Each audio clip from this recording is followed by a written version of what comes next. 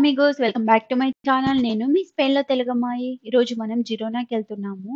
ఏమంటే స్పెషల్ అదొక ఫెస్టివల్ జరుగుతుంది ఇక్కడ. ఫ్లవర్ ఫెస్టివల్ అని చెప్పి అందుకని ఈరోజు లాస్ట్ డే అన్నమాట. 9 డేస్ జరుగుతుంది. ఇక్కడ చూసారా ట్రైన్‌లో చాలా క్రౌడ్ ఉన్నారు. జిరోనాకి వచ్చేటప్పుడైతే నిలబడుకొనే వచ్చామన్నమాట. అంతమంది క్రౌడ్ అయితే అసల 1 అవర్ 10 మినిట్స్ వరకు జర్నీ పడుతుంది.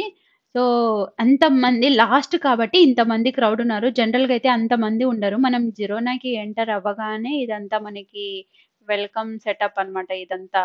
ఇదంతా స్కూల్స్‌లో కిడ్స్ ఉంటారు కదా! ఒక్కొక్క స్కూల్ నుంచి రిప్రజెంట్ చేస్తూ అలా డెకరేటివ్ లాగా పెట్టారన్నమాట. లాస్ట్ డే కాబట్టి హైలైట్ చేయడానికి. చాలా బాగున్నాయి గదా! ఇవి.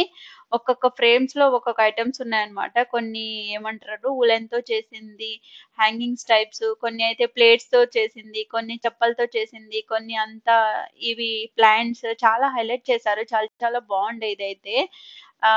ఏమంటే ఇది 9 డేస్ జరుగుతుంది ఈ ఫెస్టివల్.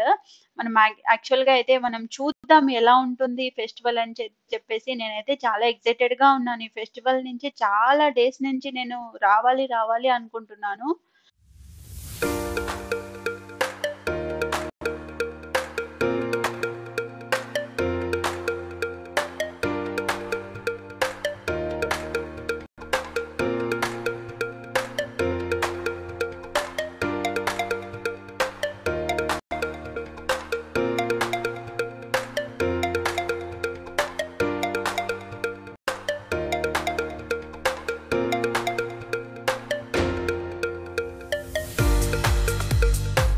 ఇదైతే సెకండ్ టైమ్ వచ్చాము జిరోనాకి. ఆల్రెడీ మేము ఇంతకు ముందు వచ్చాము. ఇలా మనం ముందుకు వెళ్ళినట్లయితే ఇదొక బ్రిడ్జ్ లాగుంటది.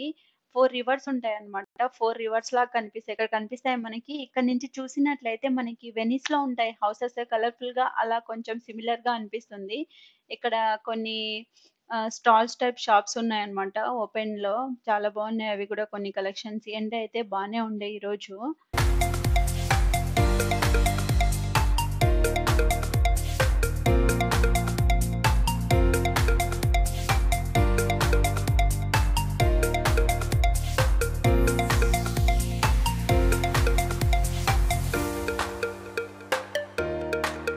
స్టార్టింగ్‌లోనే డిసప్పాయింట్ లాగా అనిపిచ్చేసేస్తుంది. అయినా నాకు కొంచెం ఐడియా ఉండే. ఎందుకంటే లాస్ట్ డే కాబట్టి లాస్ట్ డే అంత ఎక్కువ ఛాన్సెస్ లేవన్నమాట. ఫ్లవర్స్ అన్ని రోజులు ఫ్రెష్‌గా ఉండడానికి. సో, అది కూడా బ్రెయిన్‌లో ఫిక్స్ చేసుకొనొచ్చాం గాబట్టి అంత ఫీల్ అవ్వలేదు. బట్ కొంచెం హోప్ ఉండింది.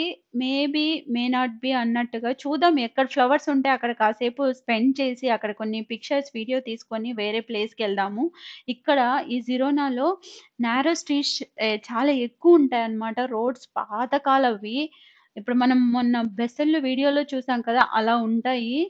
ఇదొక పురాతనమైన టౌన్ అని చెప్పుకోవచ్చు. ఇక్కడ ఫ్లవర్స్ చూస్తూ ఉన్నాము. ఎక్కడ చూసినా గూడా కొన్ని కొన్ని రెడ్ కలర్‌లో చూడు బ్యాండ్ టైప్ కొన్ని డెకోర్ చేశారు. బట్ అక్కడ కూడా ఎక్కడ చూసినా జనాలు మామూలుగా లేరు.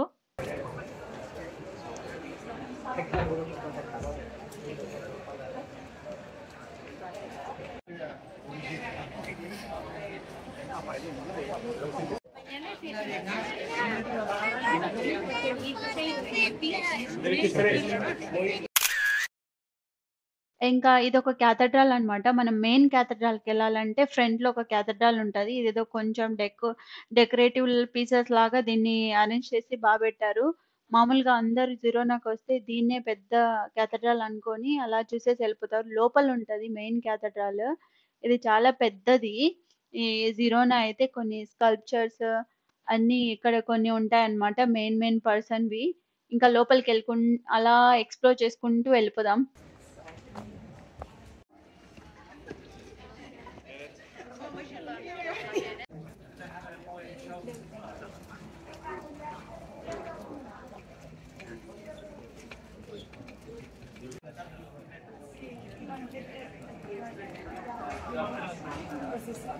ఇందాక మనం మాట్లాడుకున్నట్టుగా ఇదే మెయిన్ క్యాథడ్రాల్. మనం కింద నుంచి పైకొచ్చి అలా సందులో తీసుకుంటే ఈ క్యాథడ్రాల్ కనిపిస్తుంది.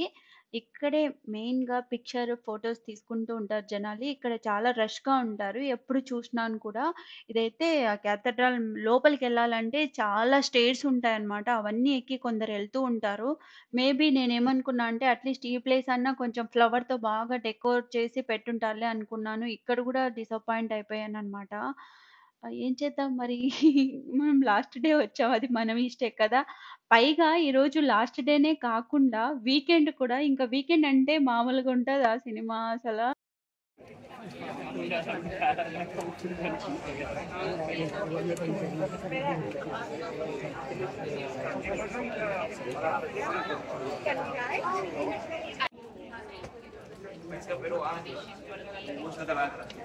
ఇట్స్ ఓకేలే అనుకుంటూ ఇంకా ముందుకెళ్తున్నాము. ఇక్కడ ఇదేదో కలర్‌ఫుల్‌గా అనిపిచ్చింది. ఇవన్నీ ప్లాంట్స్ అన్నమాట. ఫ్లవర్‌తో ఉండే ప్లాంట్స్. ఇది బానే డెకరేట్ చేశారు. బావుంది. ఆ తర్వాత మేము ఒక మ్యూజియంకెళ్ళాము. ఆ మ్యూజియం బావుండే. ఇక్కడ అప్పుడు పూర్వకాలంలో వాళ్ళు సోల్జర్స్ ఉంటారు కదా! వాళ్ళు యూజ్ చేసిన ఆర్మర్స్ అండ్ అలాగే వెపన్స్. ఇది మ్యూజియంని చూసేద్దాం. ఇది కూడా చాలా బావుంది. అంటే వీళ్ళు ఆల్రెడీ యూజ్ చేసి పెట్టినవి. ముందు పెట్టుకుంటా బ్యాగ్.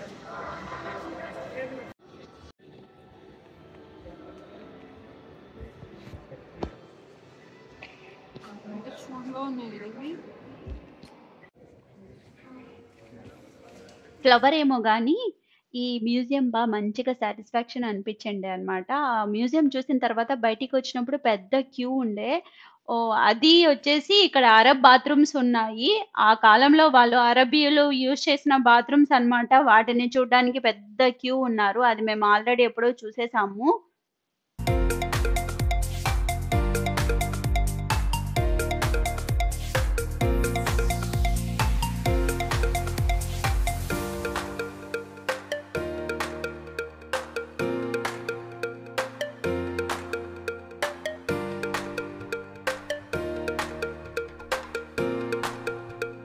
ఇంకా ఎంతసేపు తిరిగినా గూడా మనకి ఫ్లవర్ అంటూ ఏం పెద్దగా కనపడట్లేదు. అర్థమైపోయింది సిట్యుయేషన్. ఇంకా ఇంటికి బయలుదేరాం అనే ముందు ఇంకా ఈ పార్క్‌కొచ్చాము. ఈ పార్క్ చాలా బావుంటుంది. మనం రోడ్ క్రాస్ చేసేసి ఈ పార్క్‌కు వచ్చినట్లయితే ఇదొక ఫారెస్ట్ లాంటి పార్క్ అని చెప్పుకోవచ్చు. చాలా చాలా పెద్దది. పెద్దవాళ్ళకి, చిన్నవాళ్ళకి అందరికీ నచ్చిపోతది. జిరోనాలో ఇదే అన్నమాట. చాలా ఫేవరెట్ అని చెప్పుకోవచ్చు నాకైతే.